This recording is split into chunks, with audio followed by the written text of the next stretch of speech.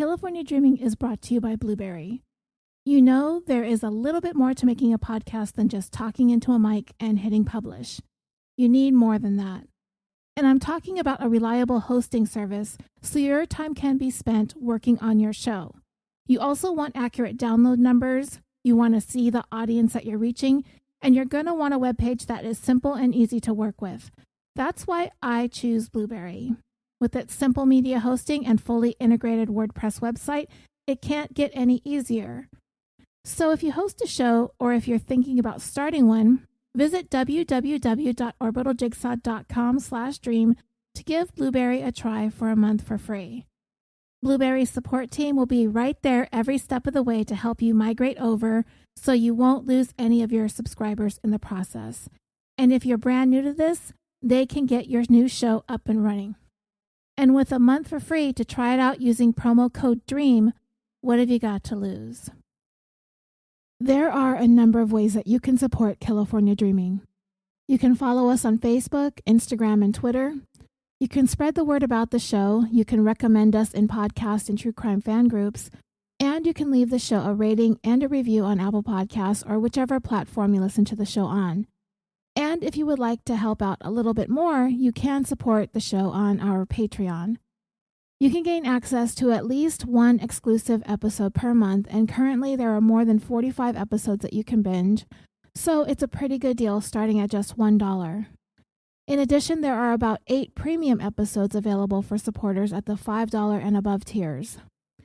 This week I'd like to thank Kim W., Claire D., Marcia S., Tiffany C., Brock G., McCashin N., Savalos S., Melinda F., Shonda B., Elia C., Tina M., Heather P., Janelle H., Heather A., Golden M., Lynn N., Lisa K., Phimika L., and Monica for joining Patreon. And I would also like to thank Logan M., Mary Virginia, and Mandy K. for raising their pledges to the next tier.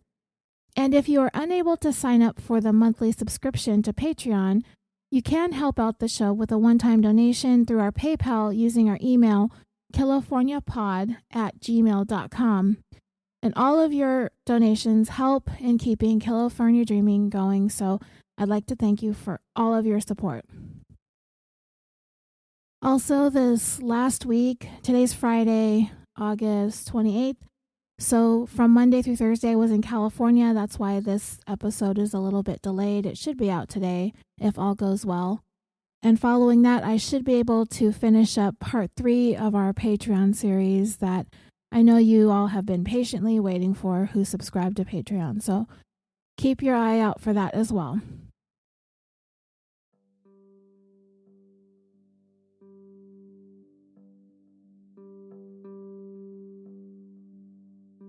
Today we're going to talk about a thing that doesn't really happen all too often. And maybe in some cases it doesn't happen when it should. I'm talking about being convicted of murder or related charges without actually having committed a murder, or possibly not even being in the same general area when the murder took place. I think you know what I'm talking about. Charles Manson is an example. I don't need to explain that, right?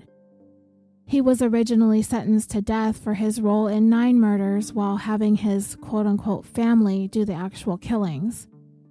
But his sentence was reduced to life in prison when the death penalty was abolished in California by the Supreme Court in 1972. The death penalty was later reinstated, but death sentences being reinstated is considered unconstitutional, so Manson served out his sentence until his death in November of 2017. Another example is former Carolina Panthers wide receiver Ray Caruth. He was convicted of orchestrating the murder of his then pregnant girlfriend Sharika Adams, leaving his unborn son, Chancellor, who survived the attack, with lifelong disabilities. In his case, he wasn't convicted of murder the same way that Manson was. He was convicted of conspiracy to commit first-degree murder, shooting into an occupied vehicle, and using an instrument with the intent to kill an unborn child. This happened back in 1999, so if it were to happen today, depending on the laws of each state, Carruth may have been convicted of more serious charges and likely would not be out of prison as he is today, having been released in October of 2018. In our show, we discussed the murder of Lynn Shockner in episode 81, a murder plotted by her husband Fred, who hired someone to commit the crime. All 4 men received life in prison sentences without the possibility of parole, when only one of them did the killing. So, you get the idea. Nowadays, you can be convicted of first-degree murder and you can spend the rest of your life in prison if you are involved in a conspiracy to commit first-degree murder, without actually having a hand in the carrying out of the killing.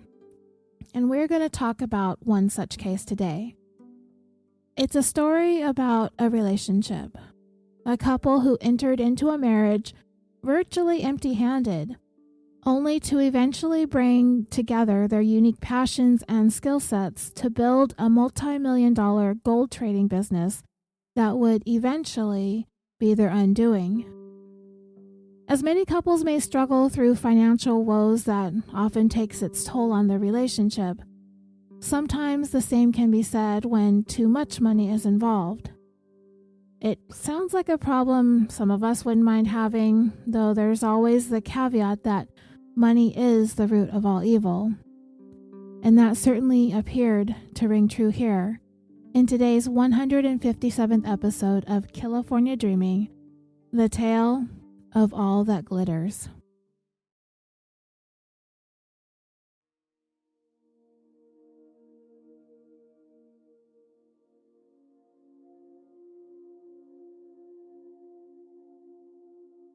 Our story today involves the marriage of Pamela and James Fayed. I'll get into the background of their relationship in a few minutes, and I will be referring to the couple by their first names in order to eliminate confusion. I have been meaning to discuss this case on our show for quite some time, for one because it takes place in California, but also because some years ago, and it's been a while since I've seen the video, but I was able to Google and watch this dramatic scene that took place outside of an office building in Century City, California. Century City is all business, lots of corporate headquarters, as well as offices of Hollywood studios.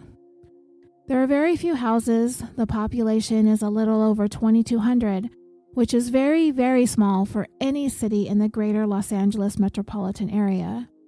There are no public schools, but there are 2 private schools, both of which are daycares. If you aren't one of the few residents of the city, you are likely going there to work, for a business meeting, to keep an appointment, or perhaps to meet with your divorce attorney. This area was littered with surveillance cameras that would capture the end of a marriage that had long hit the skids and was headed for divorce. The divorce would never be finalized, however. One of those cameras had been trained on sort of like a courtyard area outside the office building. Some of you may remember seeing this footage, and I've always found it to be so eerie and unnerving, because we will find out in the end what caused the things that we would see happen in this surveillance footage. People are kind of standing around outside the building. Nothing really notable is going on out there. Just people doing what people do on an average weekday when they have a meeting or an appointment. Whatever business they had to take care of, this was the tail end of that. Some of them look like business people. Some seem to be carrying messenger bags, maybe their laptops. Others are a bit more casual. It's quite nondescript. One of those people who can be seen a little bit off to the left of the screen is a man named James Fayed. He just got out of a meeting with his wife Pamela and their respective divorce attorneys. It was Monday, July 28th, 2008. It was the late afternoon, later than most business meetings, really, but it looked as though the day had possibly run long for many of those who were now milling about outside, likely fixing to head home for the day.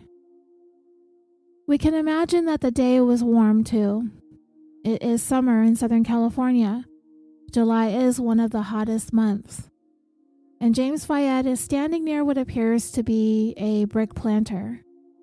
His briefcase or his attaché, he has set it down there on the ledge. He's looking at his cell phone intently. And it is clear that it is him because he's a relatively large man, very easy to identify. Then suddenly, the entire scene changes. This video has no sound, so we can't hear what was happening. But what we can see is a sudden and unique shift in what every single person in that courtyard is doing. Everyone except for James Fayed.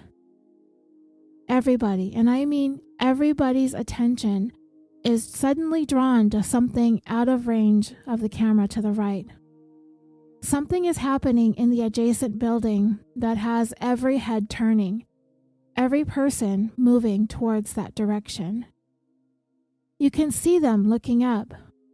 You can see some of them start to walk in the direction of whatever is going on. Some are moving a little bit faster. But everybody in the frame of this surveillance has suddenly focused on something, except James. As a matter of fact, he doesn't even look up from his phone. We will come to find out exactly why everyone's attention in this video was suddenly diverted, while at the same time James Fayed didn't even so much as flinch. Not a glance, nothing. And it is because this man knows exactly what has suddenly piqued everybody's interest. What happened on that July afternoon back in 2008 was the culmination of 9 years of marriage. Not all of it was wedded bliss, but it wasn't due to a lack of financial resources. The couple had started an online gold trading business and called it Goldfinger, and it earned them millions. Much like how I didn't know a lot about commodities trading when we discussed the Billionaire Boys Club on Patreon, I did not really know how gold trading worked. I found an article on LinkedIn by Steve Lawson, and it explained. When it comes to selling gold, a dealer has what's known as a buy and sell spread. The spread is the difference between the price of gold a dealer will pay for something and what that dealer will list that item as its selling price. So it depends on each individual dealer and the volume of the metal being bought and sold that will determine the spread, which will vary from 0.5% upwards of 35% per transaction. And knowing the details about a dealer spread will help you be able to determine who is a reputable dealer versus one who is looking to make fast money. Gold dealers make their money by buying and selling gold from the average person, and many of the gold dealers are nothing more than marketing companies, which means they're sort of like a middle person. Meaning they facilitate the transactions, but they don't have an inventory of gold on hand.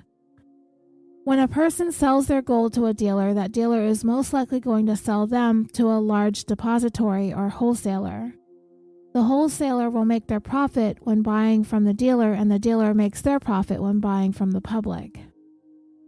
When it comes to gold investment shipping fees, the article compares it to those infomercials that advertise limited time offers that are only good for the next few minutes, and you'll even see a little timer ticking away in the corner of your TV screen. They will tell you something like buy one, get the second one for free, but where they get you is the cost of shipping and handling. And they'll tell you that in the commercial, you get it for free, just pay for shipping and handling.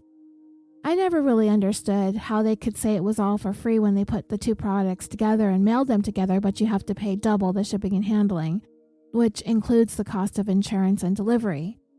But they really don't lose any money throwing another product in the same package, right? So you end up paying double the shipping costs.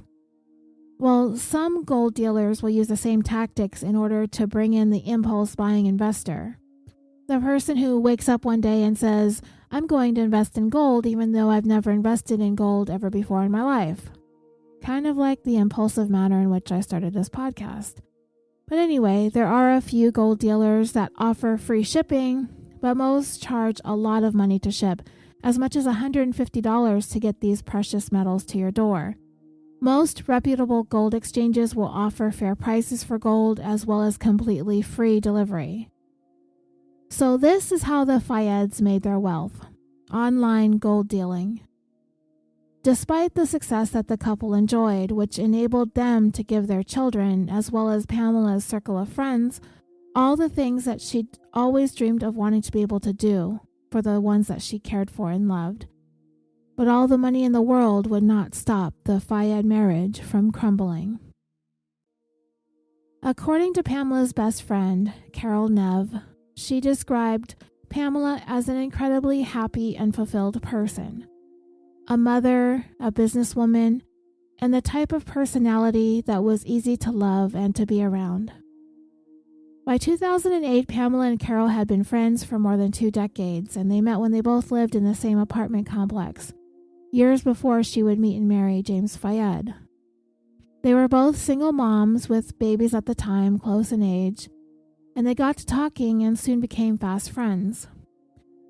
They'd push their strollers to the park together, they would take trips to the mall, they would trade off babysitting duties. And in Carol's interview on NBC, she described Pamela as being a part of her extended family, one of the most caring and loving human beings she'd ever known. And together, they had nothing but fond memories that included vacations, including multiple trips to Disneyland. Carol and Pamela knew that their friendship was enduring. But things weren't always easy for Pamela. She struggled as a single mom. She was making it on her own, but she knew in the future she wanted more. She had a passion for jewelry making, but she certainly did not want to spend the rest of her life alone. She did have hopes of meeting someone who would want to be her partner in life, to raise a family with, and of course, someone who would love her daughter as their own. So in 1998, when Pamela was introduced to James Fayed, he seemed like the person who could fill that role. At the time, he wasn't married, he didn't have any children yet, and he was an electrician by trade. And Pamela really liked James from the start. He always brought a smile to her face. He was affectionate, and from what all of Pamela's friends had to say about it, the couple seemed made for each other. And the best part of it all was that the most important thing in Pamela's life, her daughter, Desiree, became one of the most important things in James's life too. He eased right into the father role without a hitch, taking on the responsibilities as if she were his own. At the time, she was only 6, so Pamela didn't bring him around too much early on, not until she was sure that James was the one. And as far as she could tell, James was embracing taking on that fatherly role in Desiree's life. He exuded a great deal of pride when it came to his new stepdaughter, and she grew very attached to him, and he was nothing but loving and devoted to both her and her mom. He brought smiles to their faces. James had a terrific sense of humor. It seemed as though he was a natural with children. But James's social range was somewhat limited to the people in his immediate life. Pamela was quite affable, friendly, outgoing, and James was like her balance. He was the quiet one, very laid back, even described as a gentle soul. And he enjoyed being at home, preferring the solitude and privacy to going out too much with friends and socializing. But that was okay with Pamela. Even though she was quite the opposite, she viewed him as being everything she needed in other aspects. He would be able to take care of her and her daughter. He was a provider, he worked hard, and he had a good heart. In 1999, Pamela and James found out that they were expecting, so they ran off to Vegas and tied the knot. But with the addition of another child, a second daughter named Jeanette, the finances became a little rocky. James's work as an electrician, well, he was contracted out most of the time, usually for the government. So this would call for him to be out of town for days, even weeks at a time. So Pamela would be home, taking care of the girls, which cut into her time when it came to making and selling her jewelry pieces. And then once James's contracts would expire, there would be no work. So they never knew when another job offer would come along, and this only added more pressures to the financial situation. According to Pamela's friends, the strain of the lack of work and the income took some toll on the marriage, leading to arguments, making things worse. With James gone all the time when he did have work, Pamela started to feel deserted and alone, without much support in the sense of James being home each night to help raise their family, which was more of what she had wanted and expected when she signed on for this. Eventually, Pamela found herself having to rely on government assistance, and it was something that she wasn't proud of, and never in a million years would she have ever thought she'd have to resort to that, yet there she was. Because it was something she wasn't proud of, it had been speculated amongst those who knew her that she likely pointed the finger of blame at James for causing her to have to go there. And according to Pamela's best friend, Carol, when the arguments would get really bad, Pamela would begin to question whether or not she even wanted to stay in the marriage. She often considered divorce and had even asked her friend for financial help so she could start divorce proceedings. But Pamela and James were usually able to work things out to try to keep the marriage together. Pamela had eventually decided that when it came to their money woes that she had had enough. There had to be more out there for her and James to explore, so they'd be able to provide properly for their children. So Pamela began thinking about the things that they enjoyed doing to see if they could make something happen in that sense. If they could find a way to turn their passions into profit, that could solve many, if not all, of their problems. Pamela loved jewelry, aka precious metals, wearing, making, and selling. And James had a hobby of his own, which was coin collecting. With that, Pamela came up with the idea of buying and selling gold and silver coins. Eventually, it morphed into a virtual online-only business called Goldfinger Coin and Bullion, and it was something the two of them could do from the comfort of their own home. At the time in the early 2000s, gold was a hot commodity, and before long, Pamela and James were making money hand over fist. I mean, they were turning profits fast. But remember what I had said in the beginning about the precious metals buying and selling business. There are two kinds of dealers, reputable types and get-rich-quick types. And the Fayeds would fall into the latter category. What would be at the heart of their problems would be the same thing that the gold miners throughout history would be faced with: greed. And as lawless as the days of those panning for gold during the gold rush, the same can be said for some businesses that operated behind the veil of the internet. Once the Fayeds had established quite the lucrative business online, the buying of gold coins from the public, then turning around and selling them at a decent profit, they began to develop what was essentially like a lending type of business. Customers could turn over gold to Goldfinger, and they would be able to borrow money using the gold as collateral. Pamela and James began attending precious metal trade shows all around Southern California and Southern Nevada. Pamela was most definitely the face and mouthpiece of the business, while James usually sat quietly back, managing their table at these events. Within 7 years of starting their business, the price of gold per ounce had almost tripled, and it wasn't even really the gold that was bringing in the wealth. It was the charges and fees that they would attach to each transaction when they were selling the gold. It was almost too easy to make money, and soon the business outgrew their home. So they rented some offices in a building in Camarillo, California, located north of Los Angeles, and they officially hired employees to begin taking some of the job responsibilities off their shoulders. And all of this culminated in Pamela finally being able to obtain a home that she had always dreamed of raising her girls in. It wasn't outrageously lavish or huge. It was about 2,800 square feet. But the property that Pamela and James acquired that was really what Pamela had wanted was a ranch property in the city of Moorpark, California. It was 200 acres of land, and it was going to be home to the horses that they wanted to have for their girls, Desiree and Jeanette. And the Fayeds called it Happy Camp Ranch. Desiree, by then in her mid-teens, also started working for the family company, but even she said that she was oblivious to how much her parents were actually earning with Goldfinger coin and bullion, because she said they didn't live that extravagantly, though I think having a house and then a separate house on a 200-acre property with a horse farm is a little bit more than the average person might have. But she didn't seem to think that her parents were millionaires.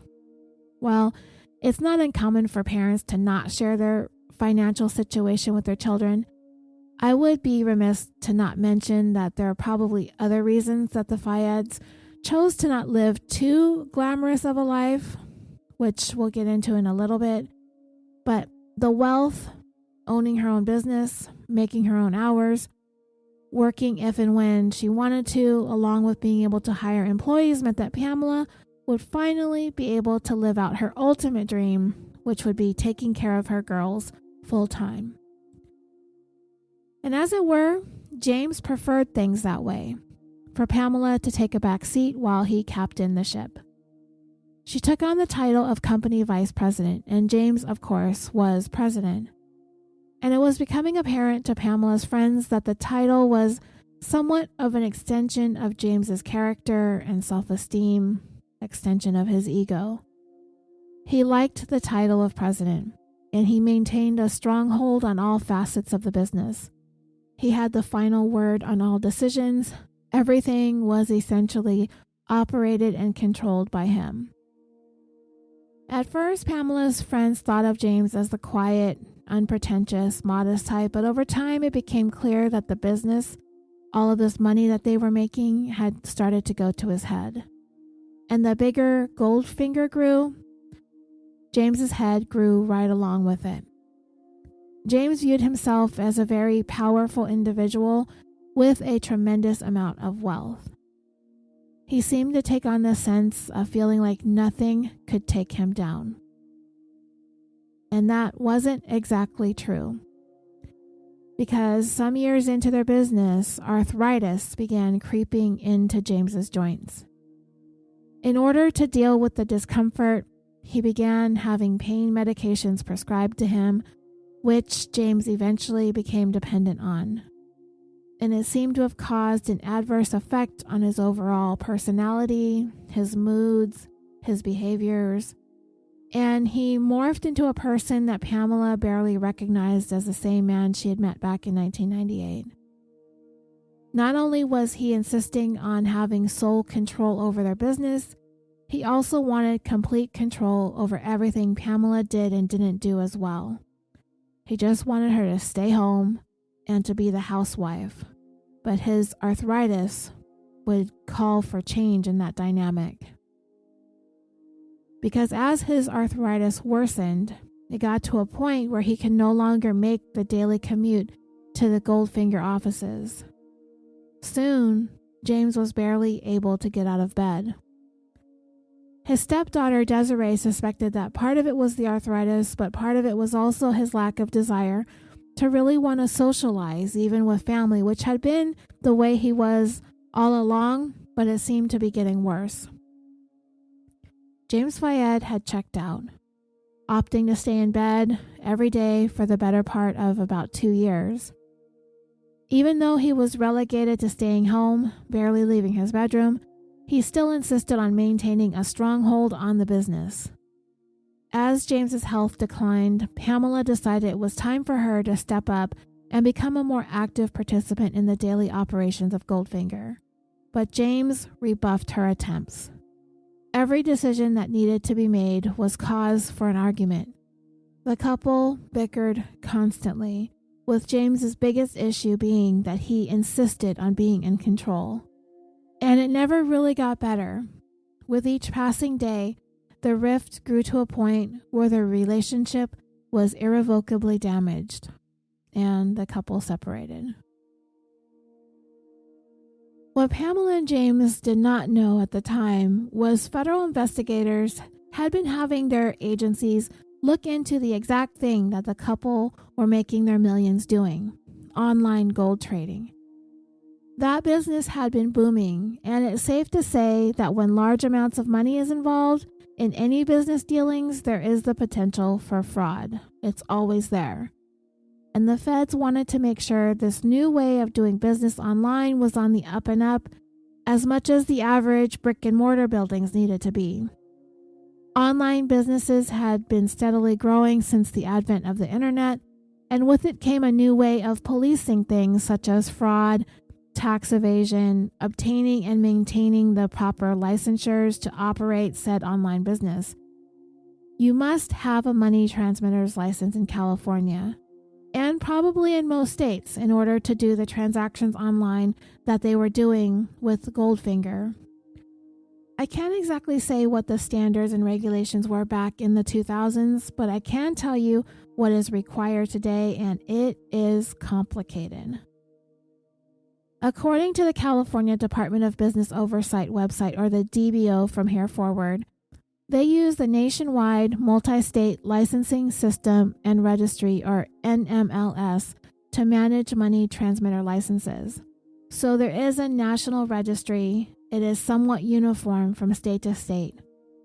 From there, you have to familiarize yourself with all the laws, tools, and resources when it comes to being a money transmitter, and all of those links are provided, starting with the laws and regulations, California legislative information, the Money Transmission Act, federal laws and requirements of money transmitters, actions, orders, and administrative hearings decisions, regulatory and industry information.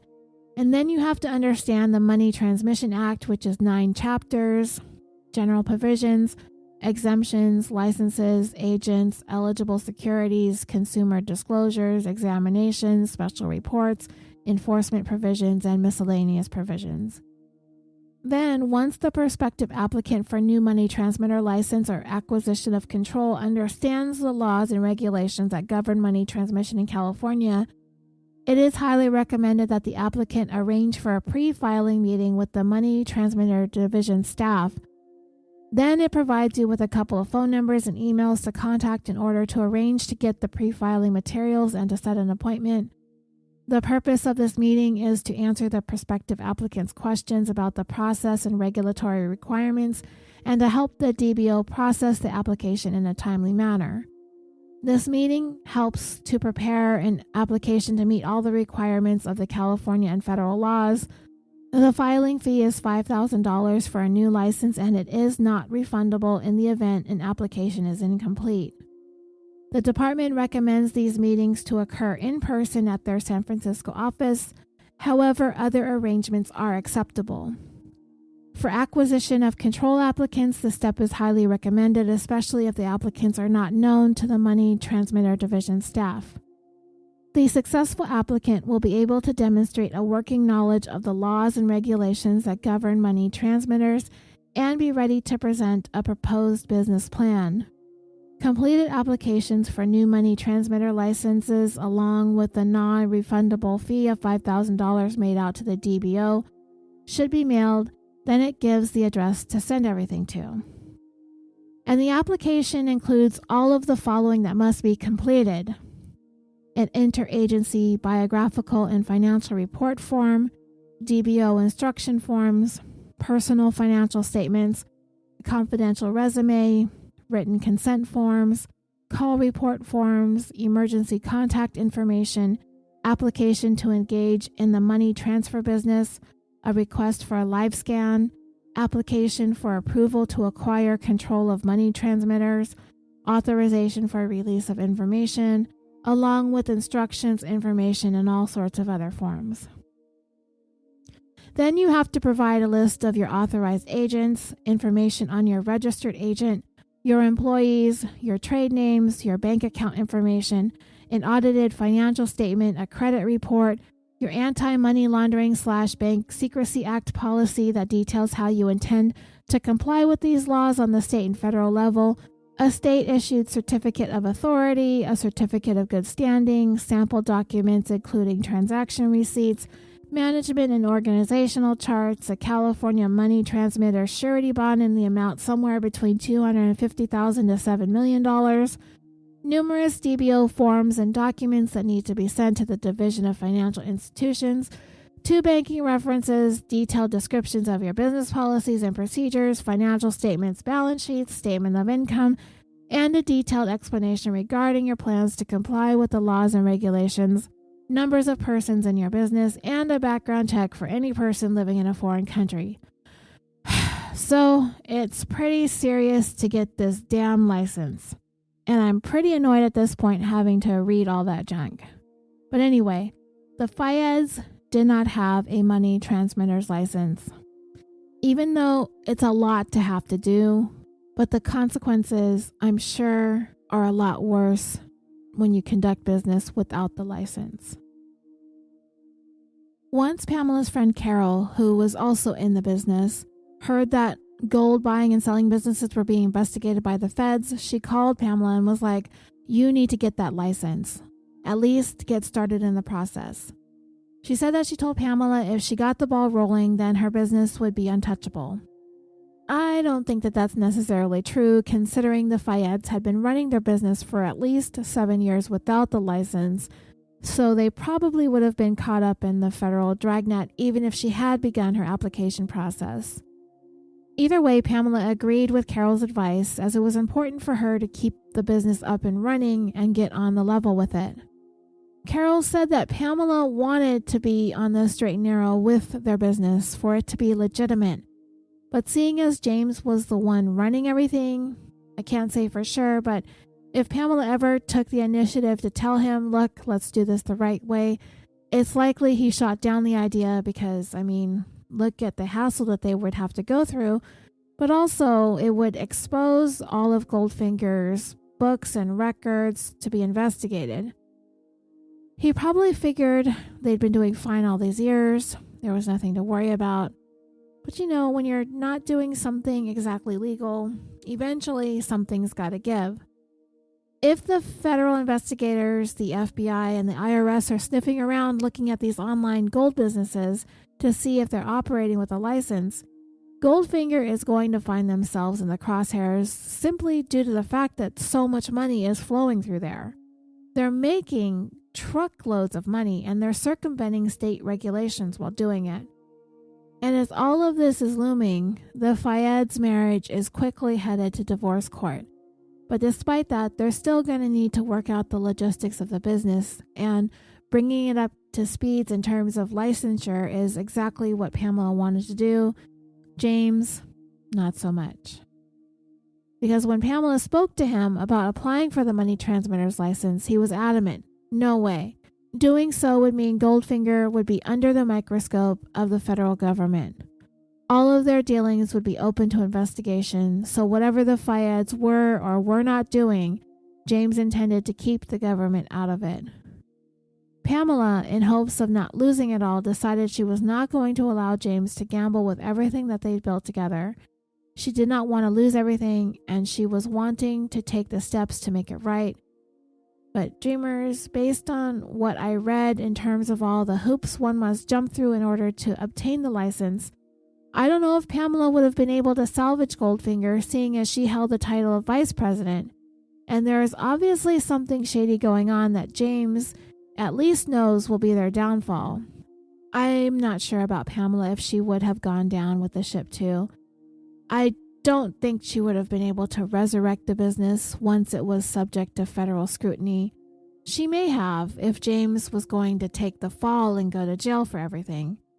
But as we're beginning to see the kind of person James Fayed is, he's not coming across as the type of person who's going to want to take one for the team. He was going to start formulating another way out of this mess that the Fayeds have found themselves in, both in regards to Goldfinger and in regards to his marriage to Pamela. According to Carol, Pamela felt as though skimping on operating as a legitimate business was completely unnecessary since they were making plenty of money.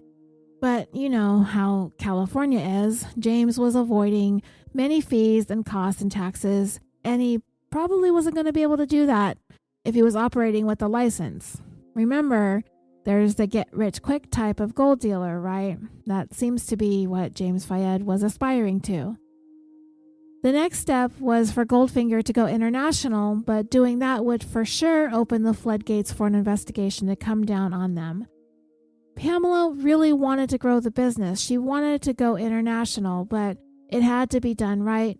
However, James wouldn't budge. He put his foot down. But Pamela stomped on his foot with her own foot and did it anyway.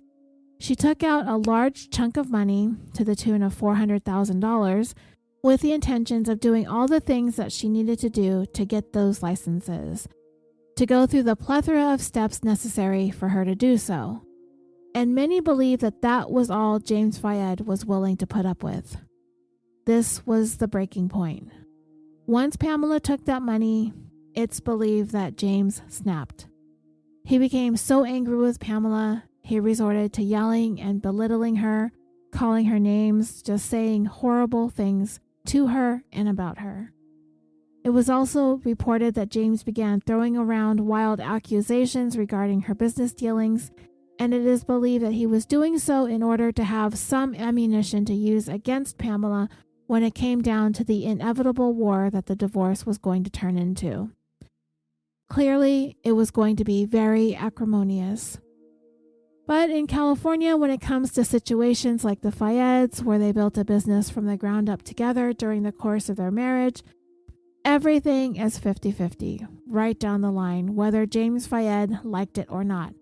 No matter what he did or what he had to say about Pamela or her character or her potential role in the shady business dealings, she was going to get half. End of story. But being the controlling egomaniac that James Fayed was and probably still is, you can imagine that the thought of Pamela walking away with half of everything was making his blood boil. And just as Pamela's friend Carol had warned, Goldfinger coin and bullion came under federal investigation. However, only James would go on to be indicted on the numerous charges related to not having the money transmission licenses. Pamela decided that the best thing for her to do was to go ahead and jump ship as quickly as possible in order to try to get on the right path in order to save it. She reached out to her attorney and explained that she wanted to do whatever she needed to do in order to cooperate with the investigation and hopefully walk away with the business intact. Pamela at the time insisted she did nothing wrong and was ready, willing, and able to throw James under the bus, likely by pointing to the fact that he maintained control of the business and all things related to Goldfinger, which was true. Yes, she was the vice president, but had little to no say in what went on behind the scenes and with the books. Now, whether or not that lessened her culpability, I'm not completely sure. I tend to think, if she took on the role of vice president, if she knew what was going on and benefited handsomely from it, especially when it's coming down to divorcing and going for half of the assets, then yeah, I think technically she bore part of the responsibility, but then again, she never came under indictment. So, just stepping forward and cooperating help, sure, but it could also be perceived as self-serving and too little too late.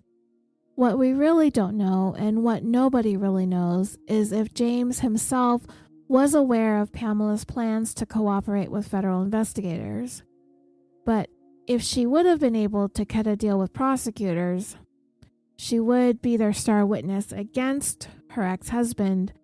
But how that would play out for Pamela, we would never really find out. And that's because Pamela Fayed would not live to see either her divorce finalized or the end result of the federal investigation into Goldfinger. And this is going to take us back to the courtyard that I talked about towards the beginning of this story. Outside that office building in Century City. That moment that I talked about being captured on surveillance cameras around that area. where it showed something grabbing the attention of everyone except for one heavy-set man standing next to a planter looking down at his phone. He never looked up from it, as people began to move towards whatever it was that had them fixated. Some were confused, some were walking towards it, some were jogging, but everyone was drawn to something to the right of the screen. Eventually, after a few minutes, that heavy-set man did start slowly walking in the same direction as everyone else, as it probably dawned on him that it suited him better if he tried to blend in with everyone else in this moment. The thing that had turned everyone's attention uniformly in one direction was the sound of a woman screaming. It was coming from one of the upper floors of the parking garage adjacent to the buildings both James and Pamela had exited after their meetings with their respective divorce attorneys. The point of that meeting was to discuss the pending FBI and IRS investigation into their business. It was a meeting to pound out some of the details of the divorce as well. Pamela's younger daughter, Jeanette, would say some years later in an interview that for some reason on that day, and she was only 9 years old at the time, but on that particular day, on that particular afternoon when her mom was fixing to go to the meeting, Jeanette had plans to go over to her friend's house for the evening. A feeling swept over Jeanette that caused her to not want her mom to go. She had somewhat of an understanding that her mom was going through a bit of a rough time with her dad over the divorce, but this particular day was pretty emotional for Jeanette. But her mom reassured her that everything would be okay. They said their I love yous and they parted ways, and that would be the last time Jeanette, at the tender age of 9, would ever see her mom alive again. The screaming from that parking garage was Pamela. As she had made her way out of the office building, she could be seen on surveillance video rushing to catch an elevator as its doors were starting to close. She made it in just in time, and she took it to the 3rd floor of the parking garage. Pamela arrived at her car, and just as she was about to get inside, a burgundy SUV pulled up behind her, essentially blocking her in.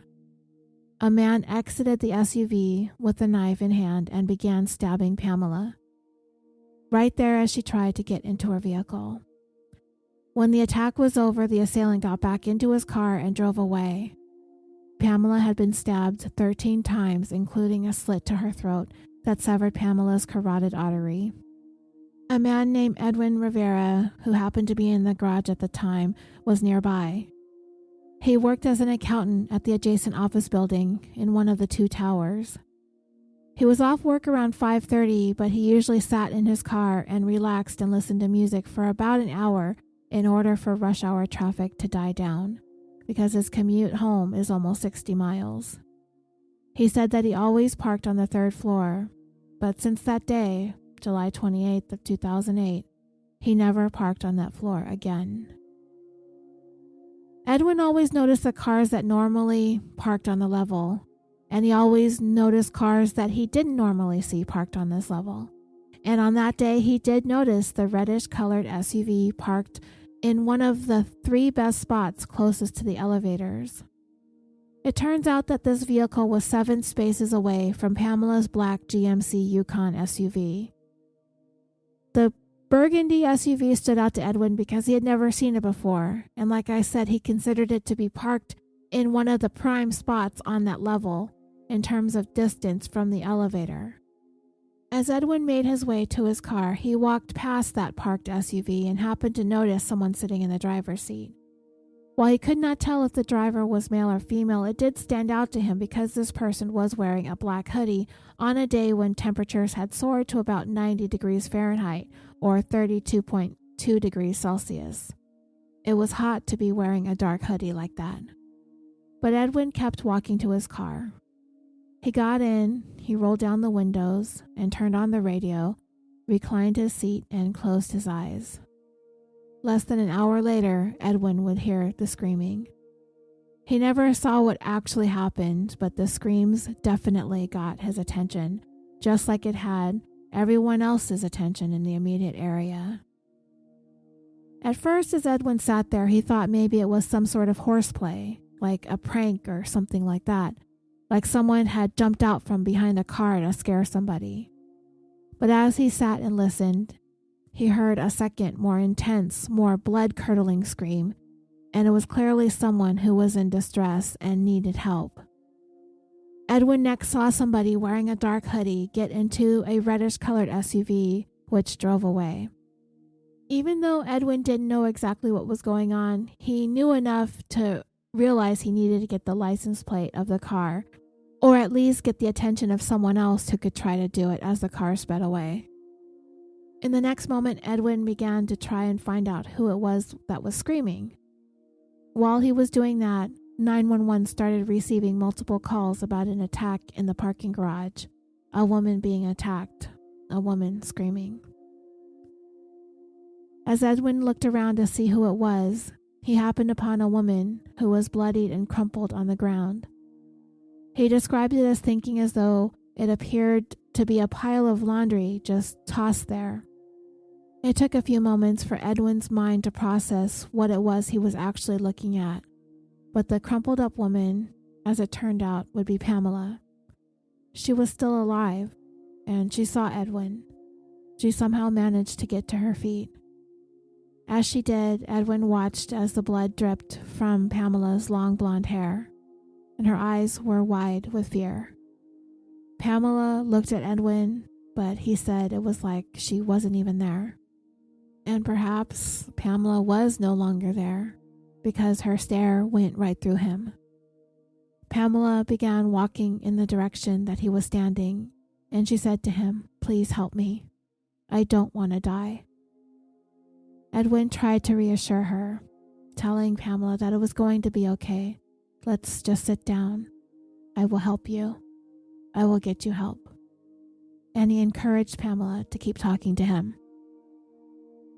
As Edwin sat with Pamela, he noticed the gaping wound to her neck. He said it looked as though it was from ear to ear. He shouted at some passersby in the garage to call for the paramedics.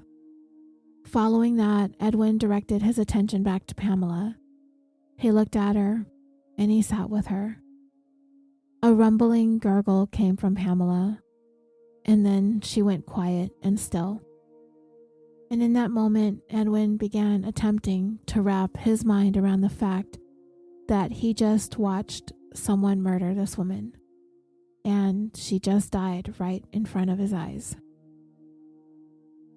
There were more witnesses on the ground and across the way in their offices, at least a couple who stayed a little bit later than they probably should have, but they did. Their windows facing the parking garage, higher up, several stories high, and their attention too was drawn to the screams across the way. For a few moments, Pamela could be seen leaning over the railing of the side of the parking garage as she screamed for help. They could see her long blonde hair and her hands attempting to hang on to the rail, and her arms were spread pretty wide as she held on. They could see another person, at least one other person, whose arm and hand had come around and grabbed Pamela to pull her away from the railing, and making motions like this person was punching her. What they were really doing was stabbing her. One witness was on the 12th floor of the office building looking down, and he could see Pamela, as well as the crowd that had gathered in the courtyard below. He then saw that blood was dripping down the side of the parking garage, and this, to him, appeared to be a knife attack. There was just so much blood coming from Pamela's body. The blood was on the inside of the parking garage wall, and it was on the outside of the wall. It was dripping from the railing, and had dripped down at least a couple of floors as well. The assailant was eventually able to pull Pamela away from the railing so the attack would be hidden from public view and inside the garage, covered by the darkness.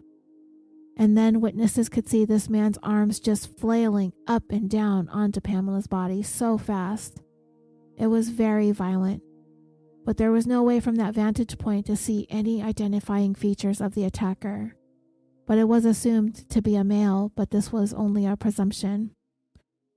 The witnesses could no longer see Pamela or the attacker when she was pulled away from the railing, but they could still hear the screaming, and she was repeatedly screaming for help.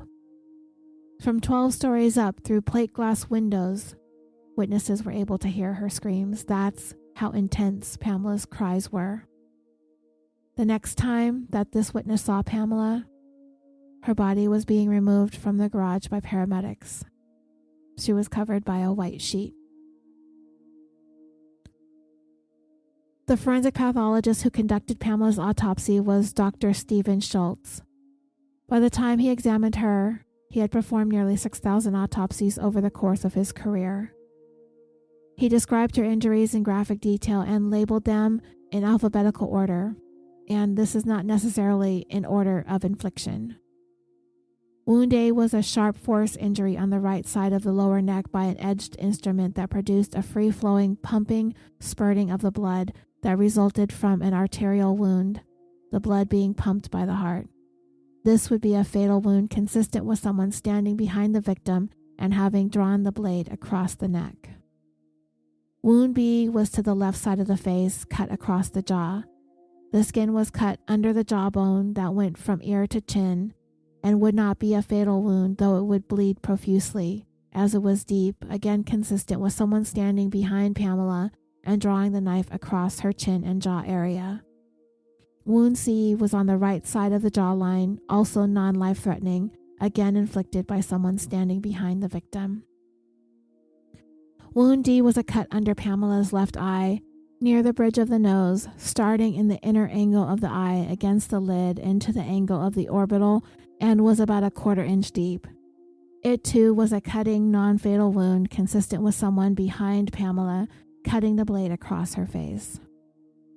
Wounds E and F were to the back of Pamela's neck. They were superficial cuts in the skin that left linear wounds, both of which were non-fatal. Wound G was a chest wound, a stab above the sternum. The doctor described it as being just below where the knot of a tie might be.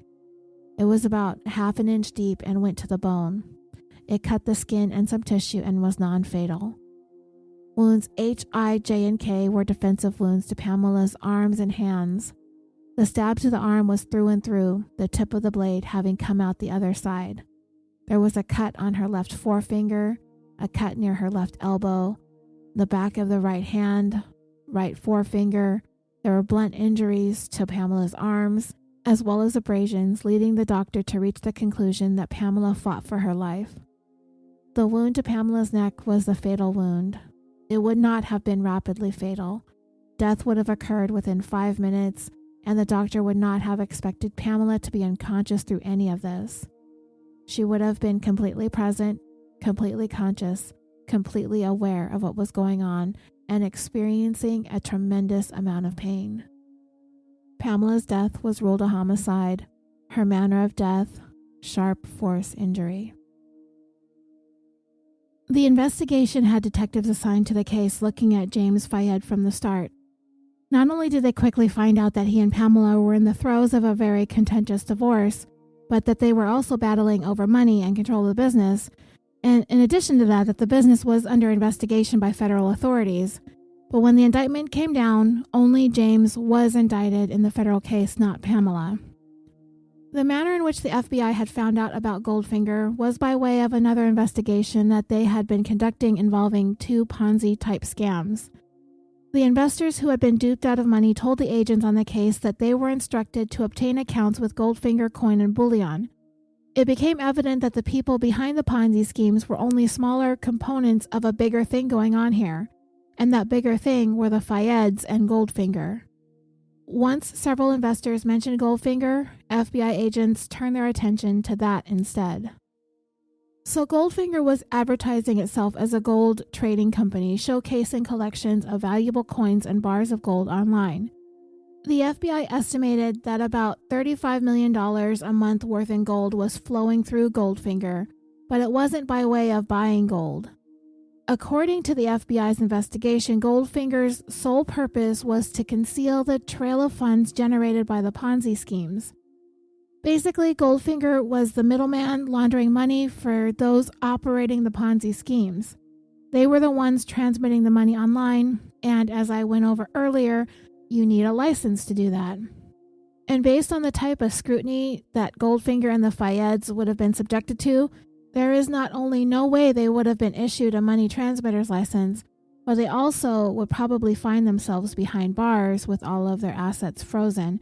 At least James would. One of the requirements when it comes to holding a license is that if there is anything untoward going on, such as a Ponzi scheme amongst your clients, then Goldfinger would have to report them immediately. So that was the catch. James Fayed would stay quiet. The Ponzi schemers would continue to use Goldfinger by sending him customers, and everybody wins.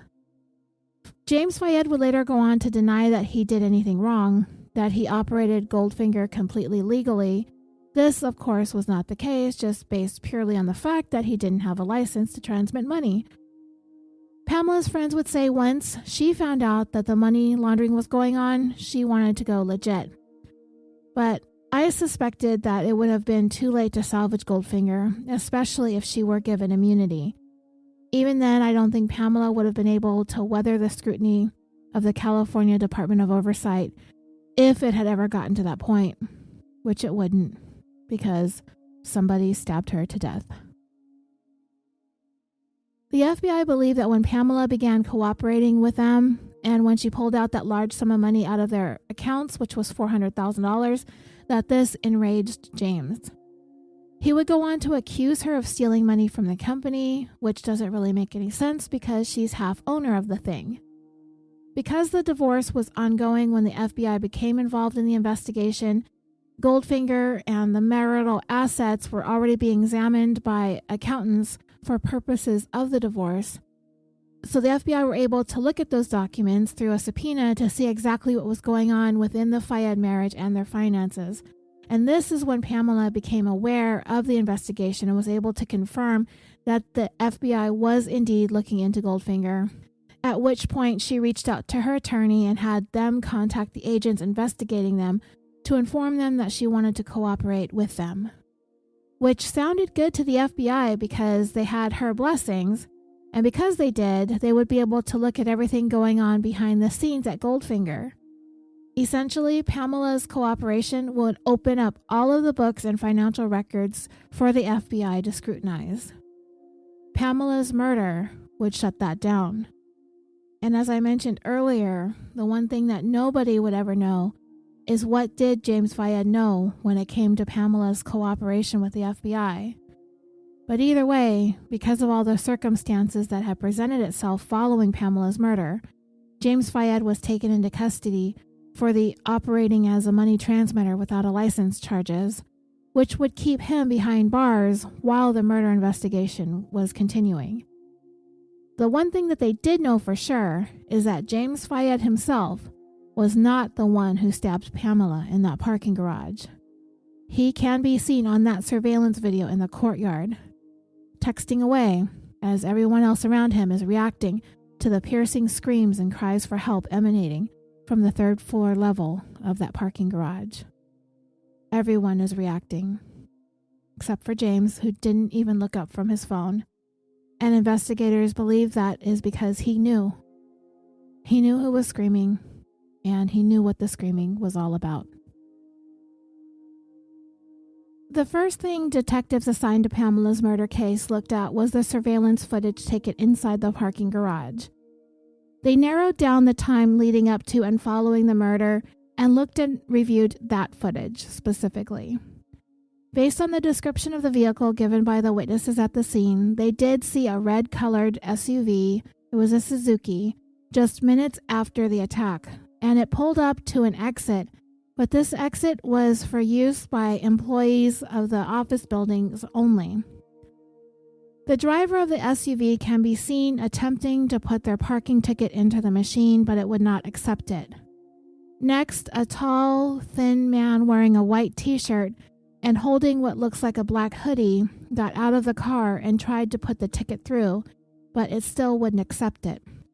Eventually, they made their way out the correct exit, and by the way, the SUV had pulled in just a couple of hours earlier, a little bit before 4 p.m., to park in the garage to lie in wait, and the total cost of the parking fee was like $32. That is how much it cost to park in LA, and that was back in 2008. Now, granted, I'm sure if someone is there on business or dining at a nearby restaurant, you can get your parking validated, but when you commit murders and stabbings, I don't think anybody is validating you for that. So anyway, investigators were able to identify the license plate through a DMV search and found that it belonged to an Avis rental car company. A warrant was immediately issued for the vehicle, and investigators went to Avis to see who it was that rented that particular car. The Avis that car came from was in Camarillo, and it was rented by none other than James Fayed. And apparently the vehicle had been on a long-term lease with Goldfinger. A nephew of James's had moved to California not too long prior to Pamela's death, and he was actually the one who had been mostly driving the SUV. That is until just a few days before Pamela was killed. From there, the vehicle was being used by an employee of the Fayeds, a ranch hand who tended to the family's horse ranch, who also lived on a small house on the property. Parking ticket stubs taken in the day of and around the time of the murder were also searched, and they were able to identify the ticket that had been issued to the driver of that SUV. They were able to identify the ticket based on the time between the SUV entered the parking lot to the time it left. The ticket was booked into evidence, and all of this investigation here in the parking garage was going on into the night and early morning hours the day following the murder. Once they found out the car had been rented to James Fayed, investigators obtained a search warrant later that same morning for the Happy Camp Ranch, which is where James Fayed had been staying separated from his wife.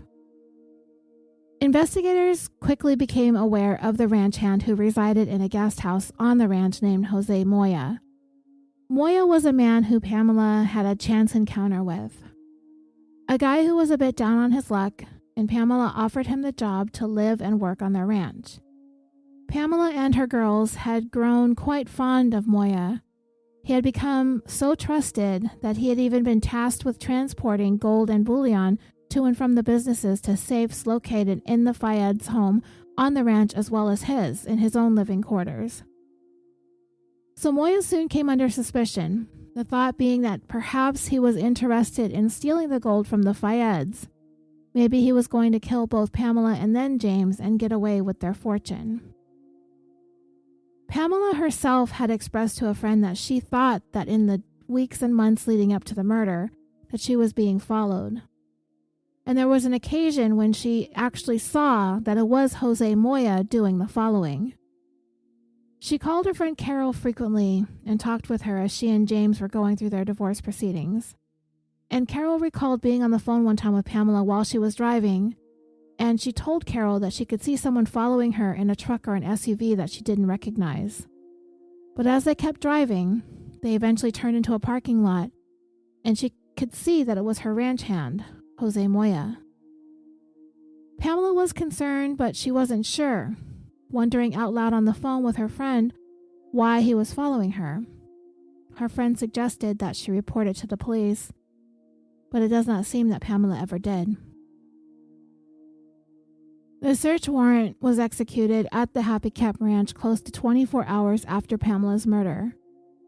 Investigators also contacted Avis about the rental car, which had not been returned yet, and it was not on the property, and told Avis to hold the car if it showed back up, to not let anyone else near it, and to leave it in a secure area. The search of the ranch turned up 2 large safes located on the property. One was in the house that James was residing in, and the other, as I stated, was in Jose Moya's living quarters. Additional search warrants were obtained to be able to force open the safes, and they got those 2 days later. James's safe had to be broken into, but Moya's did not. Inside Moya's were stacks of gold bullion bars. I'll talk about what was inside James's safe in just a moment.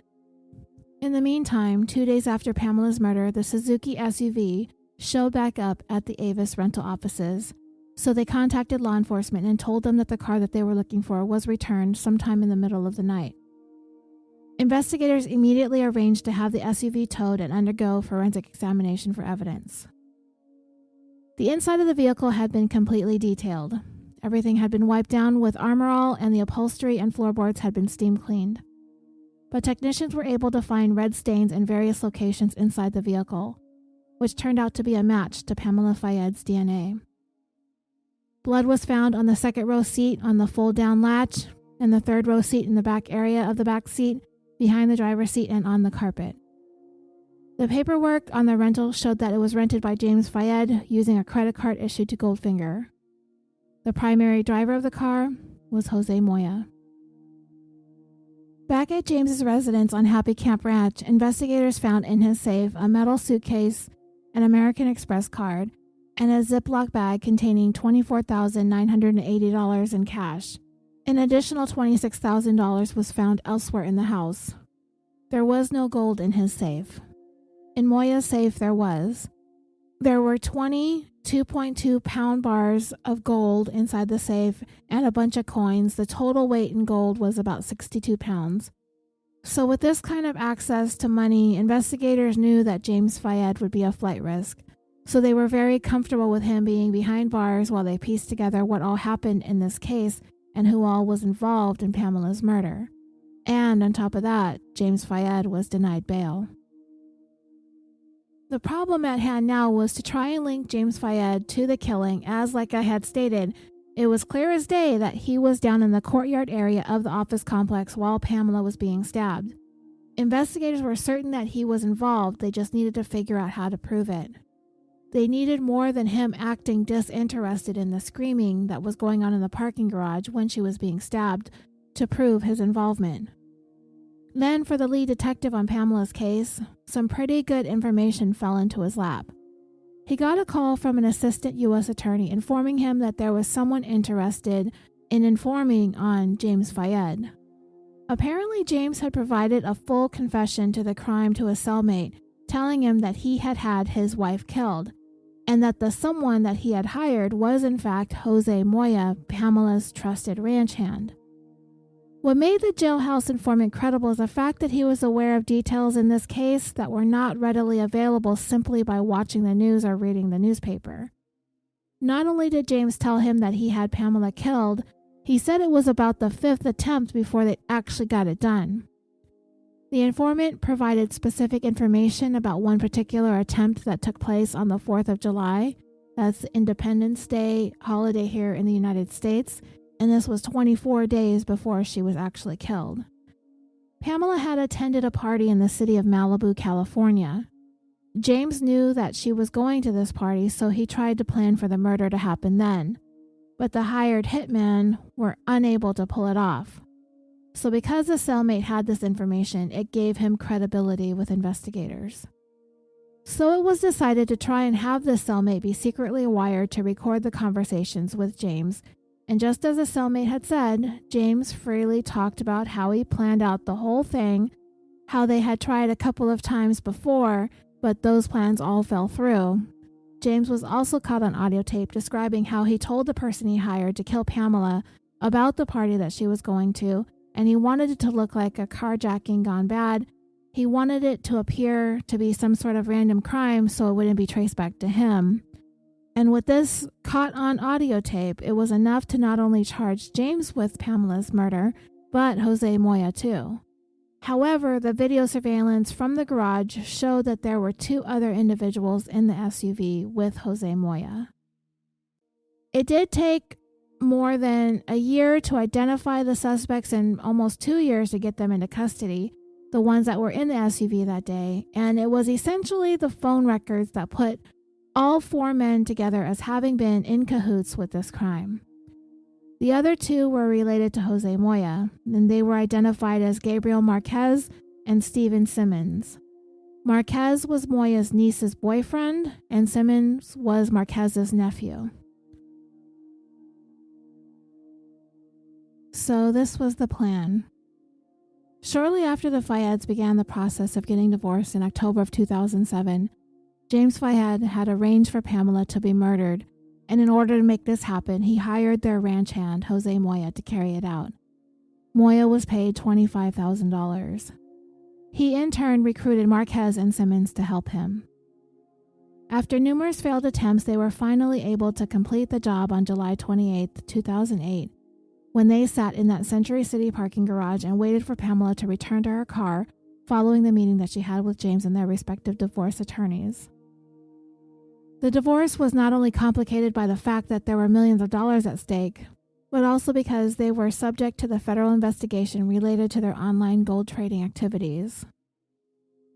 It was in April of 2007 when Pamela's best friend Carol, who also ran her own e-currency business, spoke to Pamela and warned her about the requirement of a money transmitter's license in order to operate Goldfinger coin and bullion.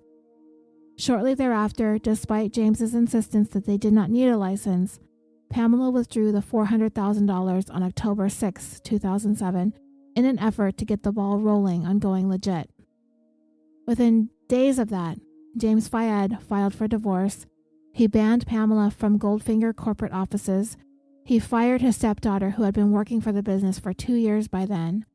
And in his divorce filings, he alleged that Pamela had embezzled $800,000 from their company.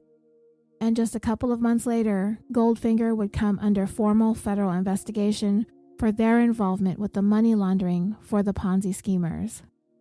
The IRS was also involved in the investigation, and it was discovered that from 2002 through 2007, Goldfinger made about $160 million. 5 months before Pamela was murdered, Goldfinger was indicted on federal charges related to the operation of an unlicensed money transmitting business, but the indictment was sealed while the investigation was continuing. Because Pamela had made the first moves to try and salvage herself and the business, she was not named in the indictment. However, when the indictment did come down at first, the Fayeds were unaware of it. But by June of 2008, when the Fed subpoenaed the accountants that were auditing the Fayeds' assets for their divorce, that is when Pamela found out about the investigation by both the FBI and the IRS. Within a month, Pamela's attorney was in touch with the assistant U.S. attorney, indicating that Pamela wanted to talk. In other words, she wanted to cooperate, to roll over on James. At least that was the inference. The FBI never reached any kind of agreement with Pamela. They never got to that point. Before the U.S. attorney ever got a chance to meet with her, she was murdered.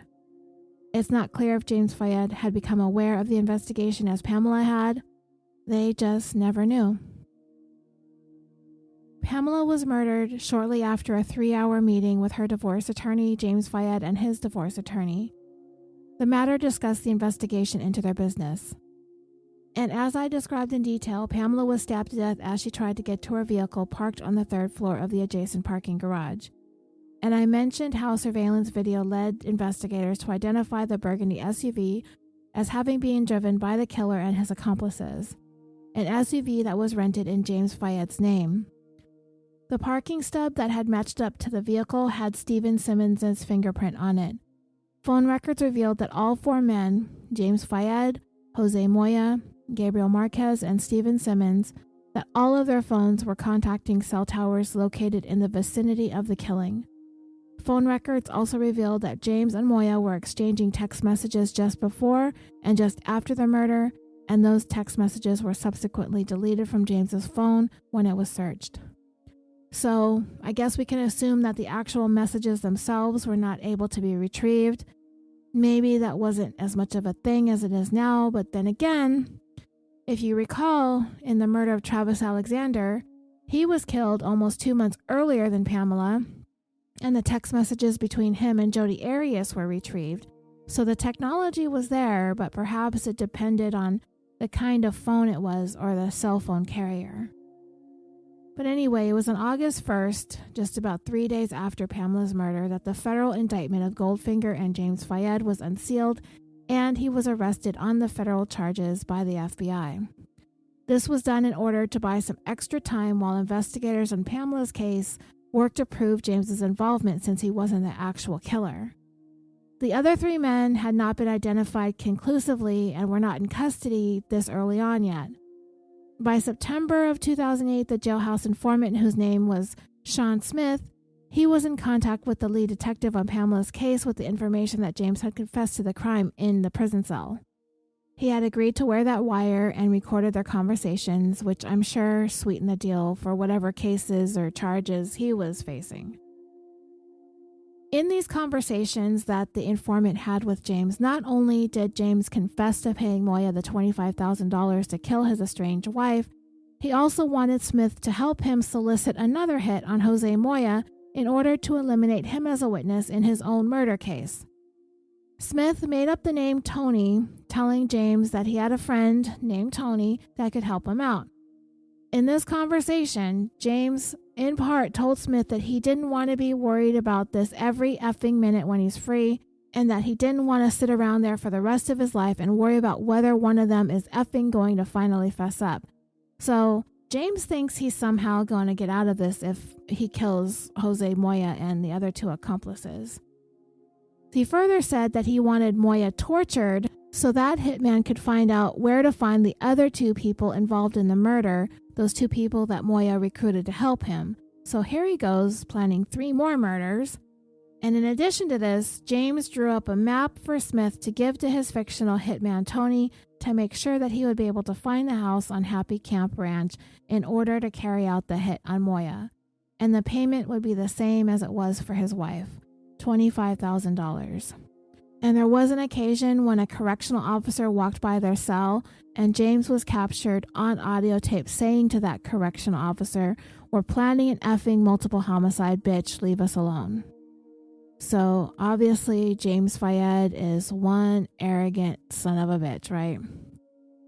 So anyhow, James told Smith in this conversation that he wanted to kill Pamela himself, but he knew he'd never be able to get away with it.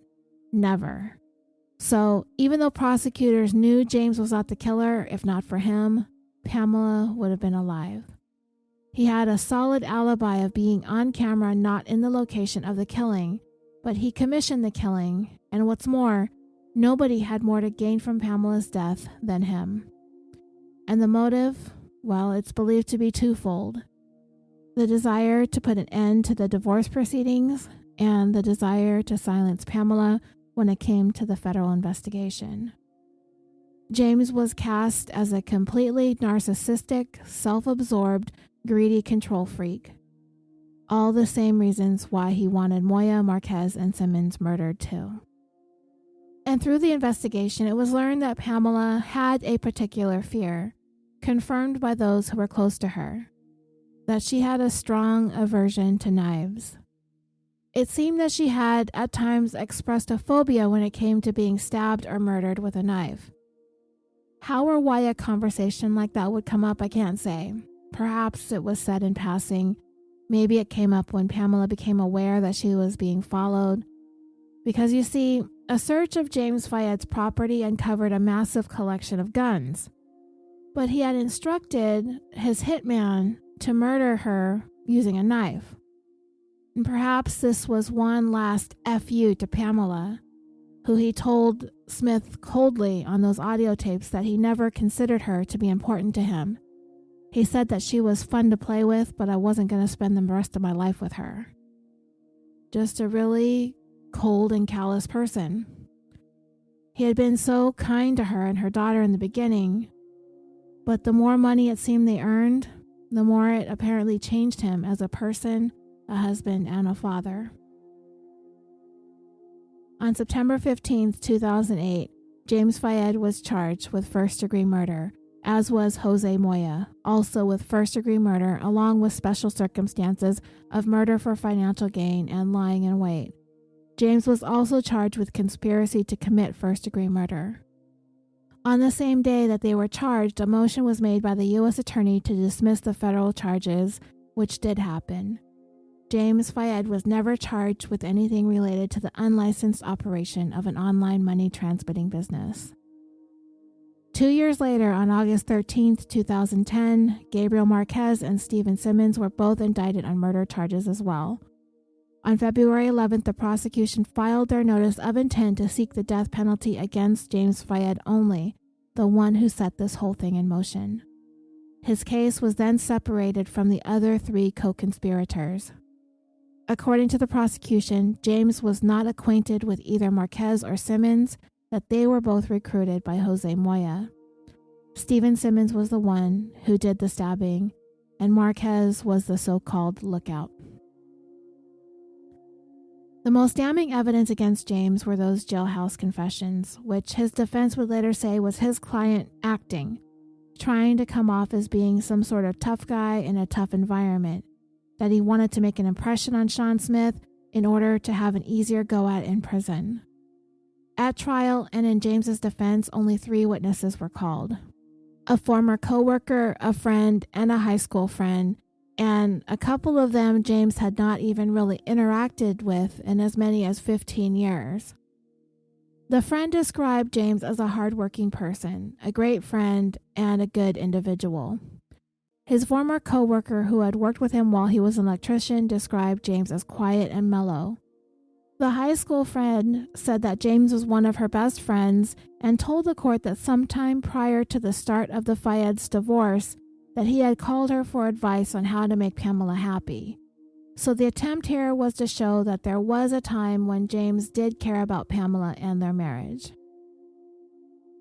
Well, the jury deliberated for about 2 days before returning with a guilty verdict. James Fayed was convicted of first-degree murder and conspiracy to commit murder, with the special circumstance allegations of murder for financial gain and murder by means of lying in wait. After deliberating the penalty phase, the jury recommended death, to which he was sentenced. James's defense co-counsel Steve Meister motioned for a modification of the verdict from death to life without parole. He said that California had some serious issues with the death penalty, referencing convicted serial killer Richard Ramirez, who had been on death row by that time for 21 years, while his habeas brief had been collecting dust for as many as 5 years waiting for it to get reviewed. Meister also pointed out that the other people involved, Moya, Marquez, and Simmons, that none of them were facing death in their trial, that James was the only one who was facing the possibility of being sentenced to death, and that placing him on death row is not accomplishing anything. So I guess what he's trying to say here is if the death penalty is meant to be a deterrent, there's no point since even the killer himself isn't facing death. Now, regardless of what we may think or feel about the death penalty, I think there's no getting around the fact that James Fayed didn't just get the death penalty because he hired someone to kill his wife, but it was all of the things that came out in court about him. Just about everything together amounted to him being a very callous human being. He wasn't thinking about anything but money. He said he never cared for his wife. And if you ask me, and this is just my honest opinion, Pamela was way out of his league. While it doesn't really matter since I think both husbands and wives should treat each other exactly the way that they want to be treated, and maybe I'm being judgy about James and Pamela here, I just think that he forgot how lucky he was to have found himself such a beautiful woman who was also very smart, had a great mind for business, and was a devoted mother. And she really loved and cared about him in the beginning as well. I think he was fortunate to have been able to build an incredibly successful and lucrative life for himself and his family. But the greed somehow morphed into all of this anger and resentment. And as it would turn out, that money, or gold in this case, really was the root of all evil. The story started out as a love story between husband and wife, but at some point it turned into a love story between husband and gold. James Fayed got the death penalty because he committed the worst crime imaginable that one human being could do to another. Pamela died in a tremendous amount of pain and fear. James Fayed robbed her daughters of their mother for the rest of their lives, and he robbed them of their stepdad and their dad. He betrayed them all. He left those girls to find their own way in life without their parents. And then he tried to have 3 more people murdered. I just think he was seen as a cruel and heartless person. And the jury really couldn't see it any other way except for death. Yet his attorney carried on and on about how terrible life on death row is, how inmates will often outlive the surviving family members of their victims, that putting him on death row won't do Pamela's family any good when they're going to be subjected to the next 3 decades of appeals, that the punishment will really be theirs to bear, not James. The judge at the sentencing said that the appeal system for the condemned prisoners is imperfect, but that is not something that the court could do anything about. Their only concern is the trial, not to question or make new laws, but to apply the ones that are in place. And that means if one commits a crime that rises to the level of being punishable by death, then it is up to the jury and the court to go through the process to weigh if the punishment fits the crime. The thought that the family of the victims are in some way going to be punished if the court decided to impose the death sentence that the jury felt was the right one, then that is quite arrogant on the part of the defense, because they are certainly not there to advocate for the victim or her family. They are there advocating for her murderer. The court intends to follow the law, and the law is, if the crime is punishable by death, if it is recommended by the jury, then the court must take that into consideration. The judge denied the motion for the modification of the verdict, and she gave her reasons by stating, quote, "I find that the first-degree murder was an intentional killing personally carried out by the defendant who hired the co-defendants. I find that it was purposeful, premeditated, and was carried out with malice aforethought. I further find that it was carried out with a means of lying in wait, and that it was carried out for financial gain, in relation to the pending divorce and in relation to the pending federal case. The victim was brutally and brazenly murdered. Her throat was slashed. She was stabbed 13 times. She was attacked in a parking garage minutes after a pre-planned meeting with the defendant and his lawyers. Afterwards, the defendant was caught on tape after her screams were bouncing off the office buildings. The people were coming out of their offices getting ready to come out for the day. Those witnesses in the area, there were lots of people around. Even though we only have videotape and no sound, you knew we could hear those screams. An attorney in an office building across the street several stories up could hear her scream. On the videotape, we could see all of the people rushing over looking up at the garage, everyone except the defendant. We can see the defendant is sitting there and texting on his cell phone. He doesn't have a care in the world. He eventually walked over to where the people are, and that is one cold, calculated human being. Mr. James Fayed, he doesn't feel anything. That is his wife that at one time he loved, the mother of his child, and he doesn't feel anything. He doesn't feel anything. He has no concern at all. That was one of the most chilling parts of the evidence, is that tape, where we see him totally outside that parking garage, totally immune to the screams of his wife, the mother of his child, his wife. Chilling. And then once the defendant was taken into custody and housed in detention, not only did he brag about the murder of his wife, these are his words: "A dumb fucking cunt and a dumb money fucking whore." Further, he planned to hire his cellmate to carry out 3 additional murders, the 3 co-defendants who carried out the murder of Ms. Fayed in the garage. He was convicted not just of murder, but conspiracy to commit murder. He paid Jose Moya $25,000 to commit the crime. Within days, he promised to pay cellmate Sean Smith to carry out further murders of the co-defendants who was wearing a wire. The court considered that there was no prior criminal conduct. The defense stated that he was a good stepfather. That was true to a point. At some point, the defendant had withdrawn from the family, stayed in his room, and was addicted to painkillers. In the penalty phase, there were no people called by the defendant who were present associates, but people he had known 15 years before. The defense stated that he did not carry out the murder himself. However, on the audio tape, the defendant said, "I wanted to do it myself. I wish I could do it myself, but I knew I could never get away with it." There was nothing mitigating about that because he had a lot of money, or he did at the time, to hire someone else to do it for him. I don't find that to be a circumstance of mitigation in this case. The Fayeds had a lot of money. Most people in a divorce are dividing debts rather than assets. Mr. Fayed could have split up the assets and they both could have had a lot of money, but that wasn't good enough for him.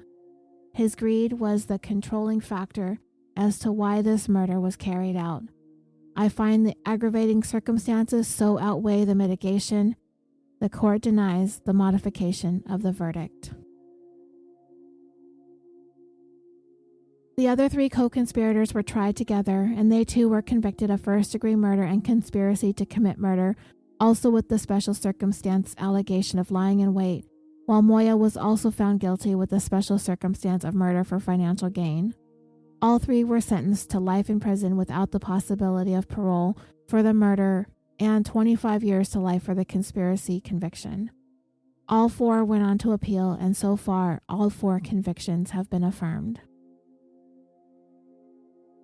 At the time of the crime, co-conspirator, the man who was paid $25,000 to murder Pamela Fayed, Jose Moya, was 47 years old. He was an individual who Pamela had offered a job and a home to because when she met him, he was down on his luck. She turned his life around, and this was how he repaid her for her kindness, her compassion, and her generosity. Today, Moya is 59 years old and is serving out his life without parole sentence at Kern Valley State Prison in Delano, California. Co-conspirator Gabriel Marquez, who was Jose Moya's niece's boyfriend, was 43 years old at the time of Pamela's murder. Today, Marquez is 55 years old and is serving out his life sentence without parole at Corcoran State Prison in Corcoran, California. Co-conspirator Stephen Simmons, who is Marquez's nephew, he was only 19 years old at the time of the murder and is believed to have been the one who did the actual stabbing. Today, Simmons is 31 years old and is serving his life without parole sentence at Centinela State Prison in Imperial, California. And the mastermind of Pamela's murder, the man behind this tragedy, James Fayed. At the time of his wife's murder, he was 45 years old. Today, he is 57 and is currently being housed on California's death row in San Quentin State Prison. It is likely he will die in prison before he ever sees the inside of the death chamber, unless there is a change in the government or a change in the moratorium on the death penalty. And there's always a chance that California voters will someday vote to abolish the death penalty. It just doesn't seem to pass each time it makes it onto the ballot. Whatever the case, these 4 men not only destroyed Pamela's life, the lives of her children, and the lives of her family. Not only did they destroy the lives of their own families and their own loved ones and their own children if they had any, but they also caused a tremendous amount of collateral damage to those who were there, who heard Pamela's screams, especially Edwin Rivera, who was there comforting Pamela as her life on earth expired. The ripple effect of this murder continues to spread far and wide and will for years and years to come. Pamela Fayed, if she were alive today, would be celebrating her 56th birthday this August 30th. That's this weekend. She was 43 years old, a month away from turning 44 when she was murdered in that Century City parking garage on July 28, 2008. In April of 2019, nearly $10 million was disbursed to about 1,000 victims who were defrauded out of their investments in Goldfinger coin and bullion. The money was recovered from gold and silver that had been subject to civil forfeiture that had been stored in Perth, Australia, by James Fayed. There had been previous disbursements made to about 300 victims back in 2014, that was almost $2 million, and also another $12 million that had been dispersed to another 1,000 victims in 2015. The victims had all been identified and confirmed through information retrieved from James Fayed's Swiss computer servers that were encrypted. Pamela's eldest daughter, Desiree, was about 17 years old at the time that her mother was murdered. She was interviewed some years back on the Dateline episode that covered this case. And at the time, the sense of betrayal on the part of her stepfather was what enveloped her the most. Having come into her life at such a young age, she had attached to him. Even though he wasn't her father, they loved one another as if he was. At least that is what she felt. It all seemed to change once he sort of checked out following his struggles with rheumatoid arthritis and addiction to pills. Things were never the same after that. As for Pamela's youngest daughter, Jeanette, she would go on to say that it took about 6 months before it began to sink in that her dad had a hand in her mother's murder. Prior to that, she did not believe what people were telling her about it. She was only 9 when her mother was brutally murdered by these 4 men. And one of them, Jose Moya, was someone Jeanette had adored. For her, it was in some ways worse than the betrayal she felt from her own dad. She at least knew that her mom and dad had problems. Of course, there's no excuse for murder being the solution, but for her to find out that Moya was involved, and Jeanette also knew that her mom had really tried to help him, to provide him an opportunity to better his life in a way that nobody else ever had, and to literally stab her mother in the back after everything that she had done for Moya was devastating for Jeanette. She ended up being raised by her uncle, Pamela's brother, and she aspires to one day become an attorney. Both of Pamela's daughters, in spite of what James Fayed did, thrived and are doing exceptionally well, all things considered. Jeanette said everything she does is because of her mom, because her mom would want her to live her best life and to do her best no matter what direction her life takes. And with that, through her girls, Pamela's legacy continues to live on.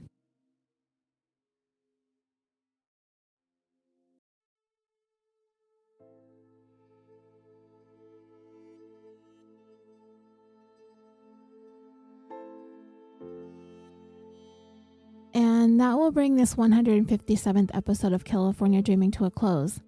If you would like to discuss this case or any of our past cases, please come to join our Facebook discussion group if you haven't already done so. It's there where we cover cases and share our thoughts and opinions, not only about our show, but any other podcast that you listen to, recommendations that you want to share, documentaries that you've watched, books that you've read. We also discuss current news stories, and we post about our pets, our families, we post funny memes. Please come and share. You can also go over to the show's Facebook page and like that page and leave a review or a recommendation for the podcast. You can also follow us on Twitter at CaliforniaPod and on Instagram at CaliforniaDreamingPod. California Dreaming is brought to you by the Orbital Jigsaw Network, a podcast production company on a mission to create some of the best podcasts to listen to, with an amazing roster of shows with content including true crime, history, sports entertainment, gaming, and social media. So please come over and visit our website at www.orbitaljigsaw.com, and there you will find the links to all of the podcasts on the network, as well as a direct link to our merchandise store on TeePublic. Again, it's www.orbitaljigsaw.com. As always, thank you so much for listening to this week's episode. I'm your host, Roseanne.